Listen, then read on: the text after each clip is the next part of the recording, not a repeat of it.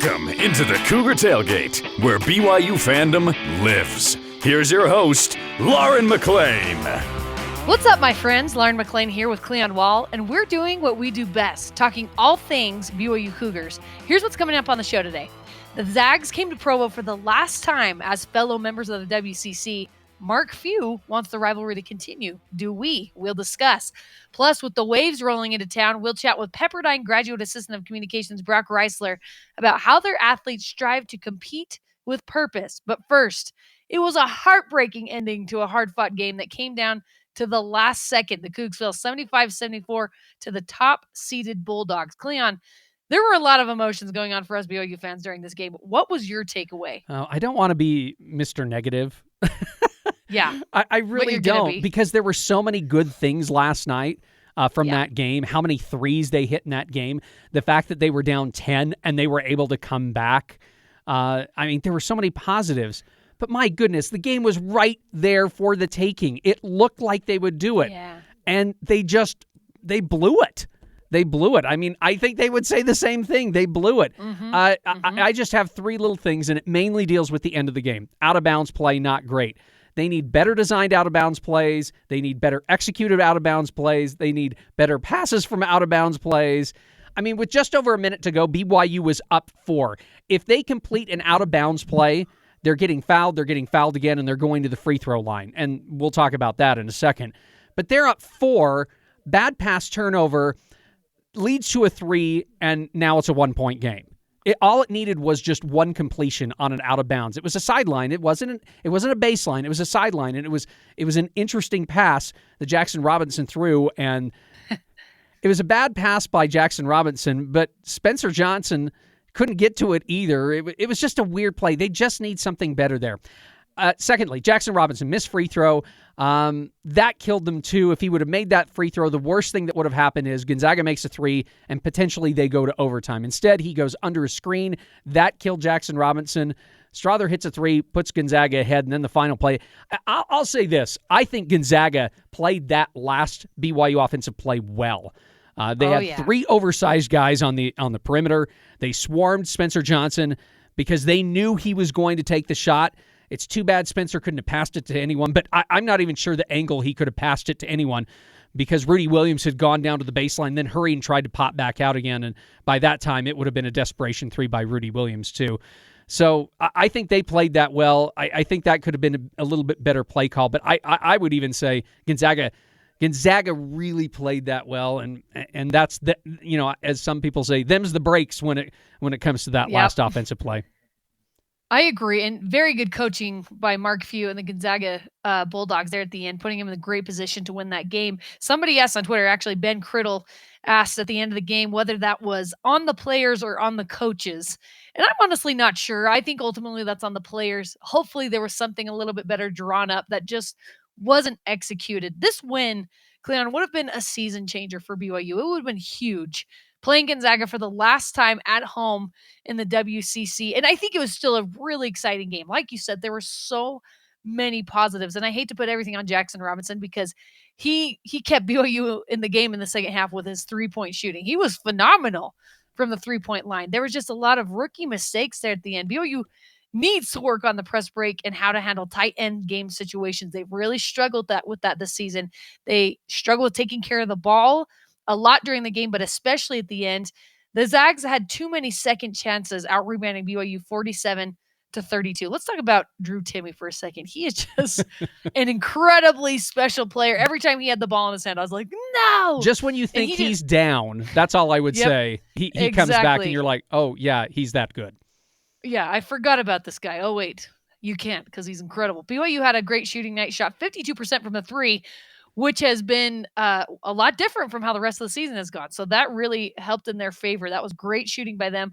I wanted this win so bad for the team. They're such an eclectic group of guys that have so much talent. They have a lot of flaws, of course, but they have a lot of heart. They're in every single game. They truly, truly are.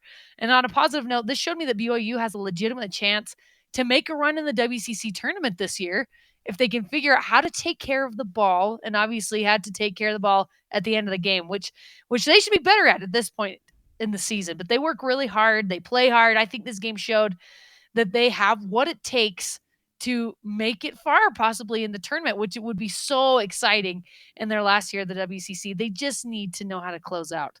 Cleon, and we got to mention, one thing that does need to be mentioned is how incredible the fans were last night, especially the rock section. They were amazing. It causes problems for teams. Somebody mentioned this on Twitter, and I agree. BYU doesn't always have stellar opponents come to the Marriott Center, so the environment isn't always rocking like it was against Gonzaga, but they are one of the top student sections in the country when good teams come to town. And let's think about it. Next year, BYU will be playing a whole schedule of Zags, Kansas State, Oklahoma, Texas. There's just, you can go on and on and on. The Marriott Center was going to be bumping game in and game out. So get your tickets now, my friends. Yeah, even when they don't have the best teams come to town at the Marriott Center, the arena is still the best, or you could even say the second best in the WCC. And I'm not just talking about because of sheer size. I'm talking about the students show up, they're engaged, they want to be there, and they cheer their fans on. The rest of the fans are actually pretty good too. And it's great when big teams do come to town because the place really is rocking, and you are able to pack a whole bunch of people in there. And I know the size of the Marriott Center has shrunk because they've gotten better seats, in the past few years, but it's still one of the biggest arenas in college basketball. And it's great when big teams come to town. I was just going to say, and last night they actually had to make room for students. Like there were so many, it was a sold out crowd. And I think it was record number. They had to make room in different spots that didn't even exist to fit the students that were coming into this game. So how cool is that? No, I agree with you. If and when they are the second best crowd or place to play, it's just because the Zags Kennel would be the other one. But yes, the Marriott Center holds almost 3 times the amount of fans. I mean, the Kennel only holds I think 6,000 fans. That's pretty small. Mm-hmm. I know you go across the WCC, and a lot of people have said, the one great thing we'll like about leaving the WCC is the high school gyms that BYU plays in. But the one thing about the Kennel is, even though it's only 6,000 fans, it's a raucous crowd. And so those are the 2 best places, I think, to watch a college basketball team and a college basketball game in the West Coast Conference. The Marriott Center, it's a fun place to watch a game when big teams come to town, and there'll be a lot of big teams coming to town next year. I just hope the games are close. We're not going to go into that right now. I'm just hoping that some of these games are close and that we get some really good ones against some really good teams. Yeah, I don't know if it's going to be dwindling as as time goes on. Hopefully, as the season goes on, the fandom is going to start going up. Let me just say, I was a student at BYU in 96. I was here from 96 to 98. When I was here when BYU won one game. And you could walk into the Marriott Center and you could sit anywhere you wanted. That you could hear your own echo. Hello. Exactly. In fact, I had a friend of mine and we would go and we would sit actually in back of the opposing bench. That's how few season ticket holders used to show up too. Wow. And we would sit in back of the opposing bench because we had fun just yelling stuff at them, but nothing really bad. Anyway, it's just that's how bad it can be. And then I was here the next year when Steve Cleveland took over and they won 9 games. And they got better, but a lot of those games were even hard to watch. So I've seen the worst at the Marriott Center with bad crowds and a bad team. I don't think we're going to get there. And if for nothing else, it's going to be fun to have a Kansas come to town or, just one of those big teams, a Baylor come to town. You can name any one of the Big 12 teams, and it's just like, yeah, I want to go see that game.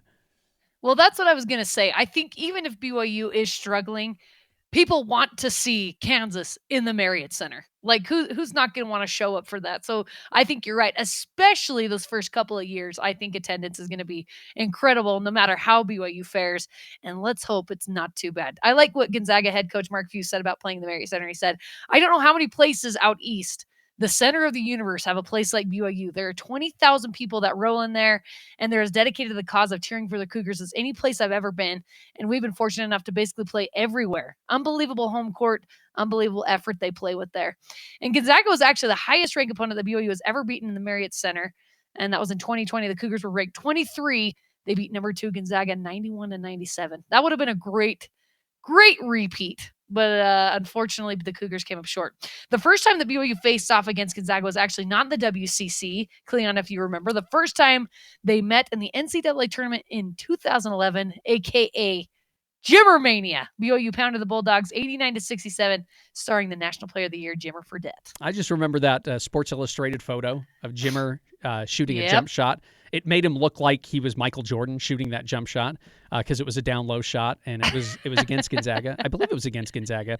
Anyway, it was during that run, and I do remember that. That was a fun. Again, not trying to wax too nostalgic, but that was a fun team, and it was fun to beat Gonzaga back then. If you look really closely in that photo on the cover of Sports Illustrated, you will see a blonde-haired girl right behind the press bench, and that was me. We were sitting right behind the Gonzaga Bulldogs. I was there as a student, covering the team and covering Jimmer, and it was one of those moments that was just unreal. No, I'll never forget it. I'll never forget that run. It was so much fun. We went to Denver, they played Wofford, and then they played they played Gonzaga, and then headed to the Sweet 16. So, yeah, such a fun run. And ever since that first game, it has mostly been all the Bulldogs. The Gonzaga leads the series against the Cougars 23 games and to 6. BYU has beaten Gonzaga 3 times at the Marriott Center and 3 times in Spokane, the other being in the NCAA tournament game. You know what's weird about that is regardless of Gonzaga winning so many more games than BYU, I think this rivalry has been really fun. And I think both schools get up for this game. BYU for obvious reasons, that the Bulldogs consistently being a top 10 team. And then the Zags because BYU is one of the only teams in the conference who is a threat year in and year out, who has come into the kennel and beaten the Gonzaga top 10 team. So, Cleon, do you want to see this 12-year rivalry continue even when BYU is no longer a member of the WCC? Yes. A full-throated yes for me. I know it's not going to happen every year like what we have right now for Utah, and I know that can even go away. But I would like to play Gonzaga. I'd play Gonzaga in a heartbeat, I guess is what I'm trying to say. If it was next season, I'd say sign me up. Let's do this. Let's find some place to play. Gonzaga started the run to greatness back in 1998. Dan Monson was the coach. They made it to the NCAA tournament. They upset a couple people, and then they just kept going back to the NCAA tournament year and year after that. In fact, they haven't missed the NCAA tournament. The only year they missed the NCAA tournament was the year that everyone missed the NCAA tournament. That's in 2020. Yeah. And so, they were plucky underdogs back then, and now they're a basketball powerhouse. I'm sorry, but for me, how can you not love a team like that? I guess because I'm a little bit older and I understand where they came from and what they are now, I appreciate Gonzaga for who they are. They're in Spokane, Washington, Lauren. I mean, they're not in Los Angeles. They're not in Texas. They're not back east somewhere where you can recruit a bunch of guys. They're in Spokane, Washington. I know they have beaten BYU a lot, but we're not talking about Duke, North Carolina, UCLA, and none of the blue blood schools. And I can't even say they're a team like a Villanova, which is a religious school in a big city, and they can draw good basketball players to that city. I guess that's why I like this team. I've seen the rags to riches of this team, and I like that they're rich. And I'll cheer for Gonzaga once BYU leaves the WCC, and I'd love to see them win an NCAA tournament sometime. I'd be okay with that. I'm absolutely with you. I always cheer for Gonzaga. When they enter the NCAA tournament, it's Gonzaga all the way for me. And I love, too, that they come from little Spokane, Washington, and they're just this incredible powerhouse. Mark Few, man, you can say so many good things about him as a coach. He's just an incredible, incredible coach. He's done amazing things with that program. So for me, I'm similar to you. I don't want them to play yearly, but every once in a while, absolutely yes. Preferably in the Final Four, Cleon, of the NCAA tournament, but that's a pipe dream, at least for a really long time. BYU is going to have their hands very full in the Big 12.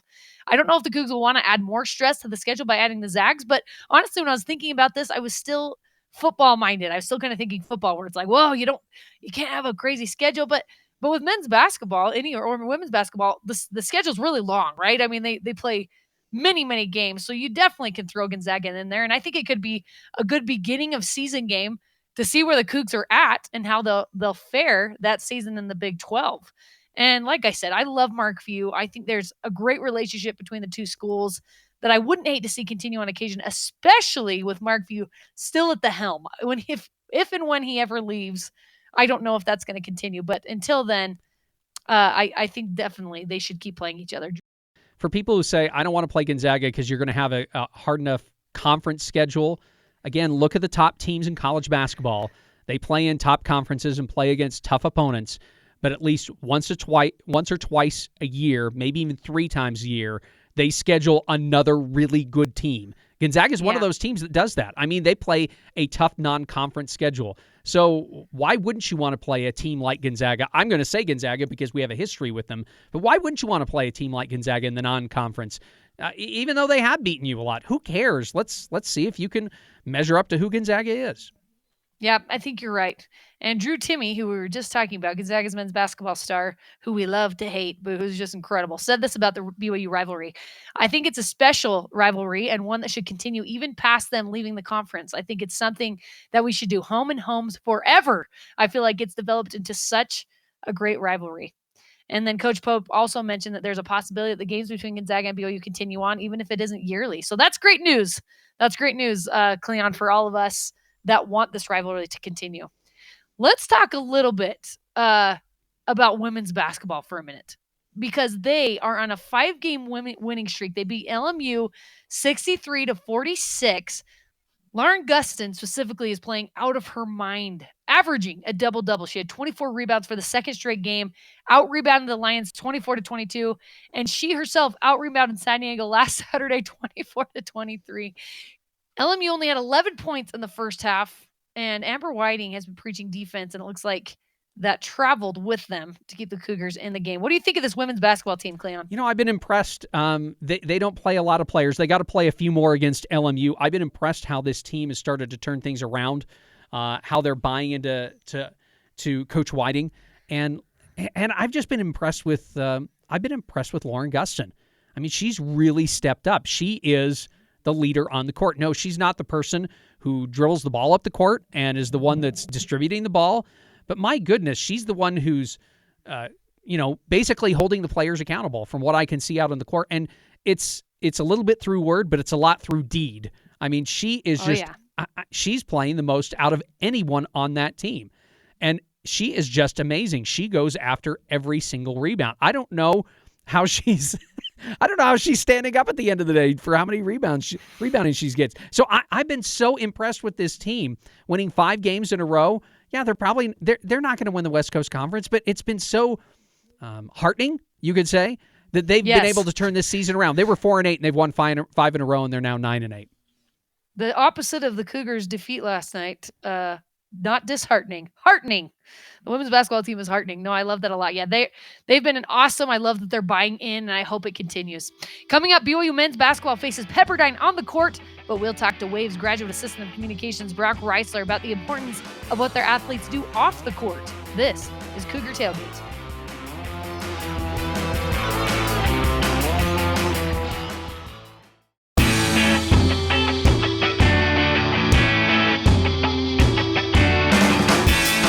Welcome back to Cougar Tailgate. I'm Lauren McLean alongside Cleon Wall. BYU and Pepperdine University are similar, and they are both committed to upholding Christian values and doing everything for a greater purpose.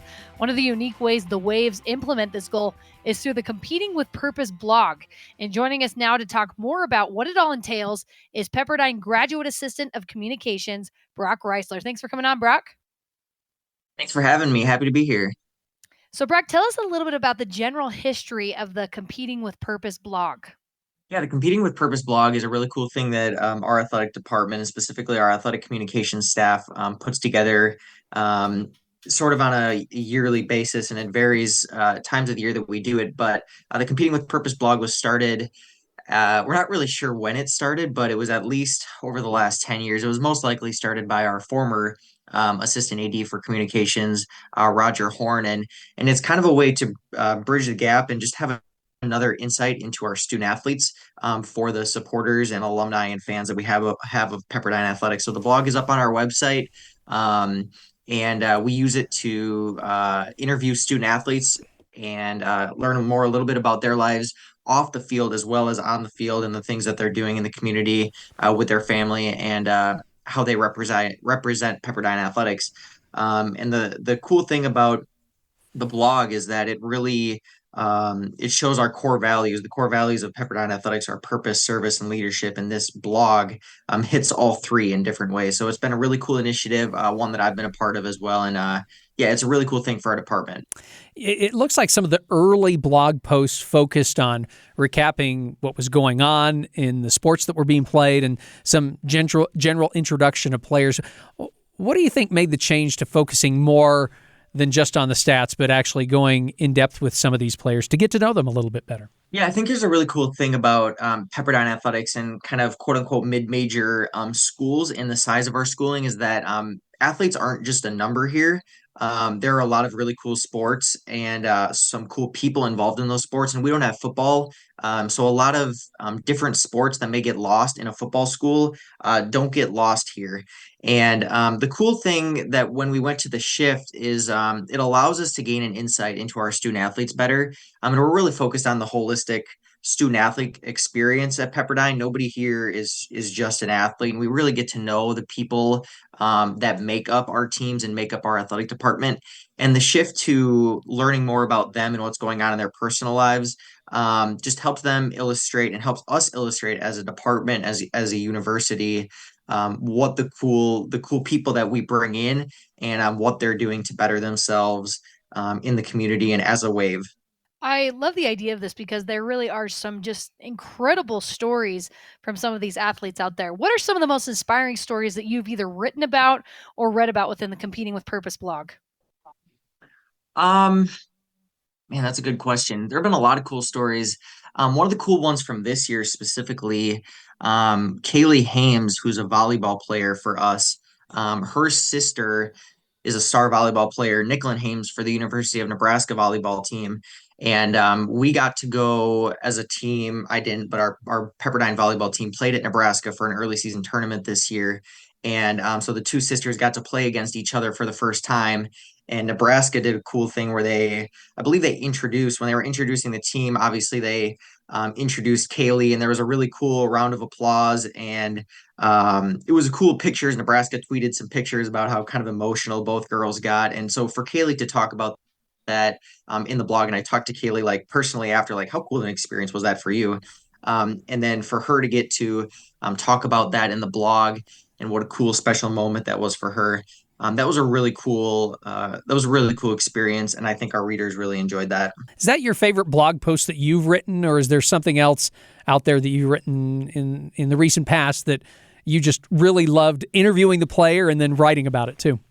Yeah, so I actually didn't write that one, but I've written one blog post for the Competing with Purpose. Generally, what happens is our students, like student interns, undergraduate students, will be the ones to come up with the blog. Like maybe we'll say, "Hey, we have a really cool story. We'd like you to talk to this person about it," and it really builds experience for students to talk to student athletes, whether they want to be in this career as a reporter or whatever they want to do in college athletics. Having that interpersonal skills is really important and really cool with athletes that we allow our students to do. But the blog post that I wrote was probably my second week out here. I talked with Alex Hobbs, who's a Pepperdine women's soccer player. I mean, this was kind of more of like a fun-hearted one, but she kind of got TikTok famous during the COVID pandemic about I believe it was squirrels in her outside of her house. And so she kind of blew up on TikTok. And so my boss thought it would be kind of a cool idea to talk to her and what that process was like and how cool it was to kind of be a content creator. So you're a graduate student. You also work in the sports information department. And I think I read on your bio, you're also in charge of running home sporting events on campus. Is that right? Yeah. I'm very blessed here. I am in an online master's program, so I'll graduate this spring with my master's in leadership and higher education. I kind of do. I feel like I try to do as much and maximize my experience here as I can. I'm in charge of women's tennis, men's tennis, and women's swimming and diving as their SID, but I also work every men's volleyball game, men's and women's basketball games, doing stats, soccer games, baseball games, beach, essentially anything that's going on campus. I help to work with, and it's given me a really cool experience to experience different sports and learn a little bit about each sport and the players and athletes and coaches that make up our great department. So you really don't do much. is what I'm just kidding. That was a lot of stuff that you just mentioned. So Pepperdine is probably not sad that they're not going to be able to come to Utah in the wintertime anymore, but BYU is entering the Big 12 coming up. What's the general vibe about BYU leaving the WCC there at Pepperdine? I think it's going to be a shift. We're so used to BYU being in the WCC. We've had a lot of great battles with BYU in a lot of different sports. The thing that sticks out to me from this year was the soccer game in October. I think it was 4-3, 5-4, something like that. Just a wild game. And then the men's basketball game last year, where I think Alex Barcelo had a Firestone Fieldhouse record number of threes. I think he had 9 threes in that game last February. So it'll be sad to see BYU leave. I'm excited to watch BYU in the Big 12. I think there are a lot of sports that they can come in and be competitive in right away.